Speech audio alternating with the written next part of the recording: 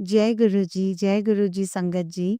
संगत जी, इस चैनल के माध्यम से आपको बहुत छोटे-छोटे ही सही पर सत्संग सुनाए जाते हैं। गुरु जी की बड़ाइयाँ की जाती हैं क्योंकि गुरु जी की महिमा ऐसी महिमा है, जितना आप करेंगे उतना कम है। हमें आज का सत्संग ना जयपुर से एक आंटी ने भेजा है, जो आज 40 इयर्स की हैं और वो ये कहती हैं आंटी आंटी बताते हैं कि सबसे पहले तो आंटी कहना चाहती हैं गुरुजी के मंत्र जाप से शुरू करना चाहती हैं इस सत्संग को। ओम नमः शिवाय, शिवजी सदा सहाय, ओम नमः शिवाय, गुरुजी सदा सहाय। आंटी जी बताती हैं कि वो जब 20 साल की थी तब उनका एक बेटा है, एक ही बेटा है उनका जिसके साथ हादसा हुआ था कि वो बच्चा उस समय 2 साल का था जब छत से गिरा था। होली का दिन था, सब अपने में खुश खुशियाँ मना रहे थे। आपको तो पता ही है होली पे किस तरह से खुशियाँ मनाई जाती हैं।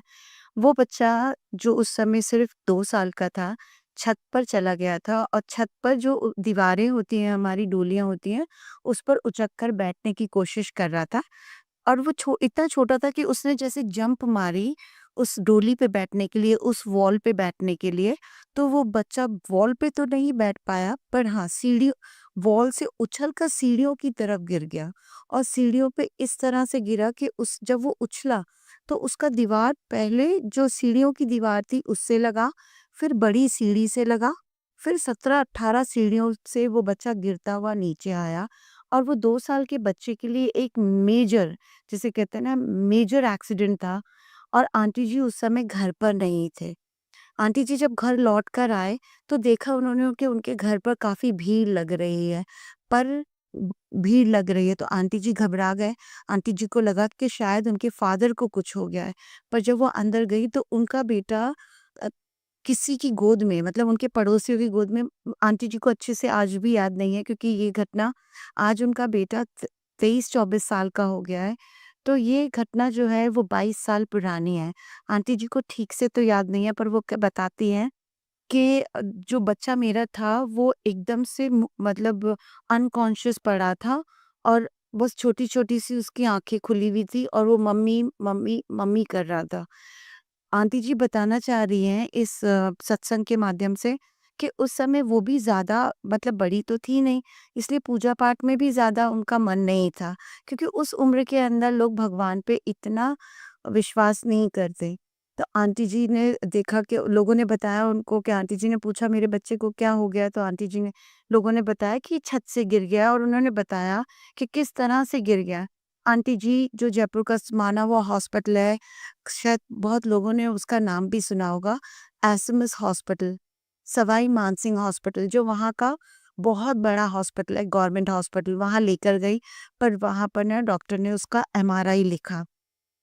आंटी जी बताती हैं कि जब उस ये हादसा हुआ था तो दिन के 4 बज रहे थे।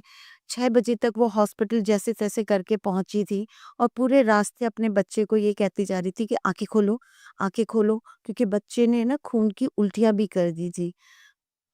और जब आंटी उसको हॉस्पिटल लेके पहुँची तो डॉक्टर ने फटाफट बच्चे को देखा, पर उन्होंने बोला इसका एमआरआई होगा। एमआरआई के लिए डॉक्टर ने 8 बजे के करीब, मतलब प्रिस्क्रिप्शन लेटर लिख कर दिया, पर आंटी ने जब तक उस बच्चे का एमआरआई का नंबर आता, उससे पहले एक लंबी लिस्ट डॉक्टर के पास, मतलब एमआरआई डिपार्टमेंट के पास थी।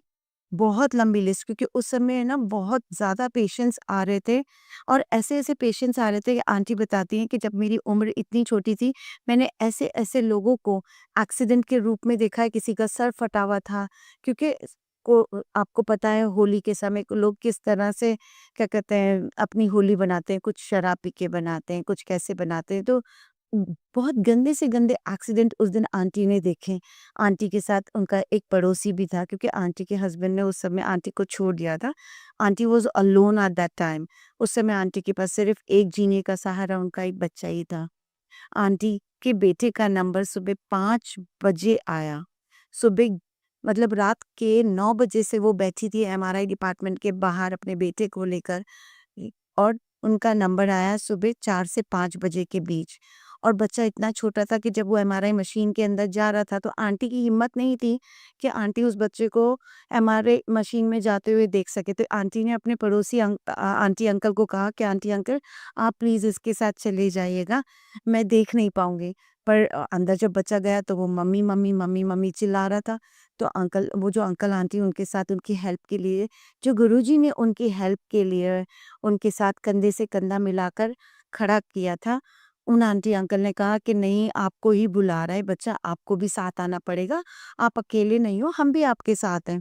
आंटी अंदर गई, एमआरआई का उसका सारा रिपोर्ट्स हुआ, उसके सारे चेकअप्स हुए और उसके बाद बच्चे को लेकर बाहर आ गई। गुरुजी की रहमत इतनी बड़ी थी, आंटी बताते हैं कि बच्चे की एक आँख जो लेफ्ट आई है, वो उस तरह से बंद हो गई थी जैसे हम पिक्चर मतलब मूवीज़ में नहीं देखते कि एक एक्सीडेंट हुआ उसके बाद चेहरा दिखाते हैं पिक्चरों के अंदर, हाफ ब्लैक होता है और हाफ वाइट होता है।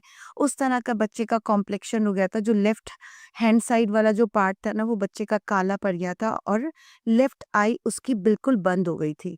मतलब वो बच्चा उस समय सिर्फ एक ही आँख से देख रहा था और वो आराम से खेल रहा कूद रहा था। और आंटी को इतनी टेंशन थी कि और जो लेफ्ट जो सर था, मतलब उसका जो फ़ॉरहेड है ना, फ़ॉरहेड था ना, वो लेफ्ट हैंड साइड पे इतना ऊँचा हो गया था कि उसके अंदर दिख रहा था कि चोट आई है, तो वो इसी तरफ आई है। डॉक्टर को दिखाया तो डॉक्टर ने उसकी एमआरआई रिपोर्ट देखते ही तुरंत बोला, "ये बच्चा है कहाँ पर?" तो आंटी ने बताया, जो उनकी मदर हैं, जिनका ये सत्संग है मैं आपको सुना रही हूँ। आंटी ने कहा वो कॉरिडोर में है, वो वहाँ खेल रहा है। डॉक्टर ने तुरंत उसके लिए कहा कि मैडम वो बच्चा खेल रहा है? इस बच्चे की तो दोनों स्कल्स टूट चुकी हैं, जो हम फ़ॉरहेड होता है उसके अंदर जो स्कल होता है वो टूट चुका है। ये बच्चा कैसे सर्वाइव कर रहा है? आप उसको तुरंत मेरे पास लेकर आइए। डॉक्टर ने उससे बात करी और वो इतनी कॉन्फिडेंटली डॉक्टर के साथ हँस रहा, बोल रहा, उन्हें जवाब दे रहा। तो डॉक्टर ने सिर्फ़ यही कहा कि मैडम आपका बच्चा ना सिर्फ़ और सिर्फ़ इस तरह से जो हँस रहा, बोल रहा है ना, इतनी बड़ी चोट आने के बाद भी, वो बस एक मिरेकल है ऊपर वाले का। आपके ऊपर और आपके बच्चे के ऊपर कोई बहुत बड़ी शक्ति है जो इस बच्चे को इतनी बड़ी चोट आने के बाद भी इस तरह से जिंदा रखा हुआ है और बच्चा चल रहा फिर रहा है, हंस रहा है, बोल रहा है, खा रहा पी रहा है।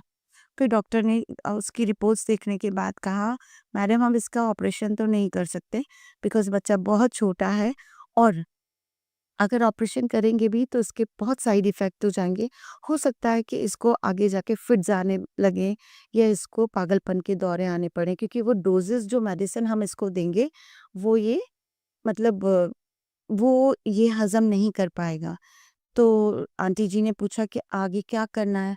तो डॉक्टर ने उनको कहा कि आप इसको जो हम डोज़ेज़ देंगे दवाई के, बस आप इसको अंडर ऑब्ज़र्वेशन रखना होगा कुछ दिन हमारे पास हॉस्पिटल के अंदर। उसके बाद इसका चेकअप करने के बाद सारी चीज़ें, इसका ट्रीटमेंट होने के बाद हम आपको बताएँगे कि इसकी छुट्टी कब देंगे हम, और उसके बाद आप उसको ठीक से जैसे-जैसे हम आपको बताते जाएँगे, आप प्लीज़ वैसे-वैसे इस बच्चे का केयर करते जाइएगा।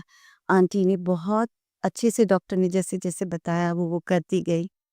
बस आंटी ये बताना चाहती हैं कि आज वो बच्चा उनका 23 साल का हो गया है, ठीक है? उस समय तो आंटी जी को पता नहीं था कि रहमतें क्या होती हैं, भगवान क्या होते हैं, भगवान की शक्तियाँ क्या होती हैं। उस समय आंटी बस मंदिर जाके यही बोलती थी, मेरे जीने का सहारा तुमने एक ही दिया है और उसका नाम भी मैंने तुम्हारे नाम पर रखा है।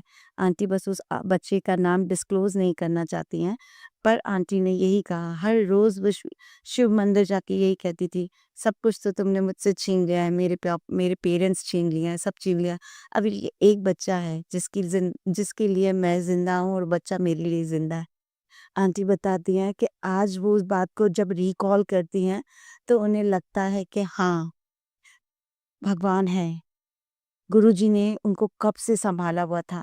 हम कहते हैं ना कि हम भगवान को पकड़ते हैं या हम भगवान की तरफ डिवोटी होते हैं, नहीं। भगवान कब आके किस रूप में आपका साथ देते हैं ना, आपको नहीं पता। आंटी बताती हैं आज वो बच्चा बहुत अच्छा है, उनकी केयर करता है, दुनिया में सबसे ज़्यादा प्यार वो बच्चा उन आंटी को करता है और आज वो बच्चे को कोई भी देखता है तो वो ये कहता है कि कितना वेल मैनर्ड, कितना कितने अच्छे से इसकी मदर ने इसको पाला-पोसा है, कि ये बच्चे को कितनी अच्छी अपब्रिंगिंग मिली है। तो आंटी ये कहती हैं लोगों से कि नहीं, इसको मैंने तो पाला-पोसा ही नहीं है। इसको उस शक्ति ने पाला-पोसा है जिसको मैं आज मानने लगी हूँ। जिसने मुझे सालों से मेरा हाथ थामा हुआ था, पर मुझे एहसास 3 साल पहले ही हुआ है कि हाँ, मुझे और मेरे बच्चे को तो बहुत साल पहले से ही गुरुजी ने थामा हुआ था। आज आंटी गुरुजी का हर पल, हर वेले शुकराना करती हैं कि गुरुजी, मैं पहले ये सोचती थी ना कि मैं अकेली हूँ, नहीं, आपने मुझे अपना बेटी बनाया है, मेरे बेटे को तो आप कब का अपना नाती बना चुके हो, कब के आप उसके पिता भी बन चुके हो, उसकी बहन भी बन चुके हो, उसकी माँ भी बन चुके हो, स दुनिया के सारे रिश्ते आपने उसकी उस उम्र से उसको दिए हैं, जब आंटी जी को यही नहीं पता था कि अब उनका भविष्य आगे क्या होगा और उनके बच्चे का भविष्य आगे क्या होगा। वो बच्चा अच्छे से पढ़ा लिखा भी और गुरुजी की संगत में सेवा भी करता है, गुरुजी के दरबार जाके सेवा करता है। आंटी आज बताती हैं कि बस अगर मैं किसी का कुछ बहुत ज़्यादा शुकराना करना चाहती हूँ, तो वो सिर्फ़ और सिर्फ़ मेरे गुरुजी हैं, जिन्हें जाना मैंने आज 2 या 3 साल पहले है, पर गुरुजी ने मुझ पर रहमतों की बारिश की हुई थी बहुत साल पहले से। इसलिए आंटी दुनिया से अब ज़्यादा नहीं जुड़ी हुई हैं। आंटी सिर्फ़ और सिर्फ़ दिन-रात गुरुजी का मंत्र जाप करती हैं, मन में मंत्र जाप करती हैं और जब गुरुजी के पास आसन मतलब गुरुजी के आसन के सामने बैठती हैं तब मंत्र जाप करती हैं, आँखें बंद करके बस उनको शुकराना करती हैं। और आंटी जब ये सत्संग आंटी ने मुझे शेयर किया है जो मैं उनके कहे शब्दों से आप सबके पास पहुँचा रही हूँ, तो आपके घर में भी अगर कोई बीमार इंसान है, तो डरिएगा नहीं कि आगे क्या होगा, क्योंकि हम सबका हाथ सिर्फ़ गुरुजी ने थामा है। इसी विश्वास के साथ मंत्र जाप करते रहिए, गुरुजी का जल प्रसाद पीते रहिए, पिलाते रहिए क्योंकि वो एक अमृत है, हमारे महाशिव का दिया हुआ अमृत है। गुरुजी कभी अपने बच्चों का हाथ नहीं छोड़ते। तो मैं अपने इस सत्संग से जो आंटी ने मुझे आप सबको शेयर करने के लिए कहा है, मंत्र जाप के साथ अंत करती हूँ और आप सबसे ये कहना चाहती हूँ कि इस चैनल के माध्यम से आपके पास छोटे-बड़े जो भी सत्संग हैं, आप हमें शेयर कर सकते हैं। मेरे डिस्क्रिप्शन के अंदर मैंने मेल आईडी दिया हुआ है। बस गुरुजी का मंत्र जाप करिए जैसे मैं कर रही हूँ। ओम नमः शिवाय, शिव जी सदा सहाय। ओम नमः शिवाय, मेरे गुरुजी सदा सहाय। जय गुरुजी, शुकराना गुरुजी।